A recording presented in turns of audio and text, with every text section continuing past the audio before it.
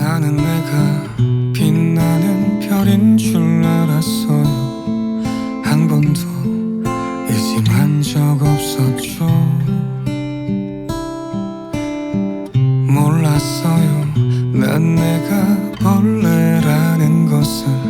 그래도 괜찮아. 난 눈부시니까.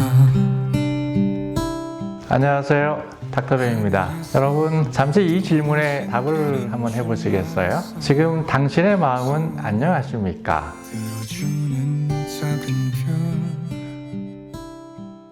어쩌면 사는 게 너무 힘들어서 우리는 피곤하고 불안하고 답답한 마음을 애써 외면하고 계실지도 모르겠습니다. 그런데요, 충격적인 사실이 있습니다. 대한민국은 2023년 기준으로 OECD 국가 중에서 자살률 1위라고 합니다. 무려 13,978명이 스스로 목숨을 끊었고요. 이는 전년 대비 8.3%나 증가한 수치입니다. 저는 이 통계가 단순한 숫자를 넘어서 우리 사회가 겪고 있는 깊은 마음의 병을 보여주는 강력한 경고라는 생각이 드는데요. 그런데 올해부터 국가건강검진에 정신건강이 추가되었습니다. 늦게나마 정말 다행인 것 같아요. 높은 자살률은 우리 사회에 조용히 퍼져나가고 있는 정신건강 위기, 즉 침묵의 팬데믹이 얼마나 심각한 수준에 이르렀는지를 여실히 보여주는 지표이다. 지속적으로 높은 자살률은 단순한 개인의 절망을 넘어선 광범위한 사회적 위기이기도 하다. 신체 질환과 달리 정신건강 문제는 사회적 편견과 낙인으로 인해 종종 숨겨지거나 간과되기 쉽다. 이런 보이지 않는 특성과 낙인은 적절한 시기에 치료를 받지 못하게 만드는데 결국 상태를 악화시켜 자살과 같은 비극적인 결과로 이어지는 경우가 많다. 이러한 배경 속에서 국가건강검진에 정신건강검사가 추가된 것은 더 이상 미룰 수 없는 시대적 요구이자 중요한 변화의 시작이라고 할 수 있다. 우리나라 국민의 정신건강은 생각보다 심각한 수준입니다. 지난 1년간 정신건강 문제를 경험한 사람은 약 355만 명으로 추산되고요. 이는 전체 성인의 8.5%에 달하는 수치인데 더욱 충격적인 것은 성인 4명 중에서 1명이 평생 한 번 이상 정신건강 문제를 경험한다는 통계도 나왔습니다. 한국은 우울증 유병률이 OECD 국가 중 1위로 36.8%에 달하지만 치료율은 최저 수준이다. 이러한 유병률과 치료율의 극명한 차이는 우리 사회에 깊이 뿌리내린 정신질환에 대한 편견과 치료 접근성의 부족에서 기인한다. 정신건강 서비스 이용 방법을 아는 비율은 27.9%에서 24.9%로 오히려 감소하고 있으며 정신질환자를 위험하게 보거나 차별하는 시각은 여전히 높게 나타난다. 이러한 상황은 사회적 낙인에 대한 두려움이나 도움을 받을 방법을 몰라 치료를 주저하게 만들고 이는 결국 치료 시기를 놓쳐 병을 키우거나 더 심각한 문제로 이어지는 악순환으로 이어지게 된다. 자살률 1위라는 불명예도 정신건강 문제와 깊은 연관이 있다. 2021년 경찰청 통계에 따르면 자살 동기 중 39.8%가 정신과적 문제로 가장 높게 나타났다. 특히 청년층의 자살률 증가는 경제적 어려움, 취업난, 정신건강 문제가 복합적으로 작용한 결과로 파악되었다.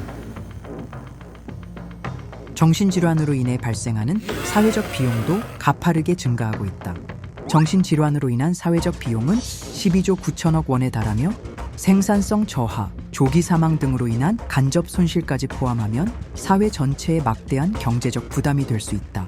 그래서 정신질환이 개인의 문제를 넘어 국가의 존망이 걸린 위협적인 수준이 될 수도 있다는 전문가들의 지적도 나온다.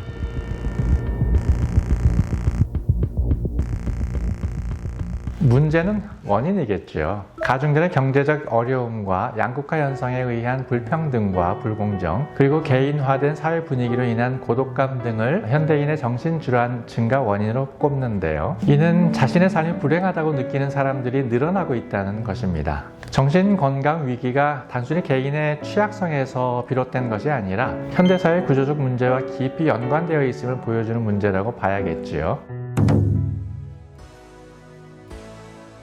그래서 정부 차원에서 이러한 심각성을 인지하고 올해부터 국가건강검진의 정신건강검사를 대폭 확대하는 중요한 변화를 시작했습니다. 저는 이것이 단순히 검사 항목 하나를 추가하는 것이 아니라 우리 사회의 정신건강 패러다임을 바꾸는 아주 큰 의미를 가진다고 생각합니다. 검사 대상 질환도 기존 우울증 외에 조현병과 조울증 등을 새롭게 추가하였다. 이러한 변화는 정신건강 정책이 위기관리에서 예방 중심으로 전환되고 있음을 보여준다. 실제로 정신병을 앓는 사람 중 10명 중 1명이 스스로 목숨을 끊는데 그들의 60%가 발병 5년 이내의 사람들이다. 따라서 정신건강 질환의 조기 발견과 치료는 위험한 문제를 예방하고 치료 예후를 개선하는 데 많은 도움이 된다.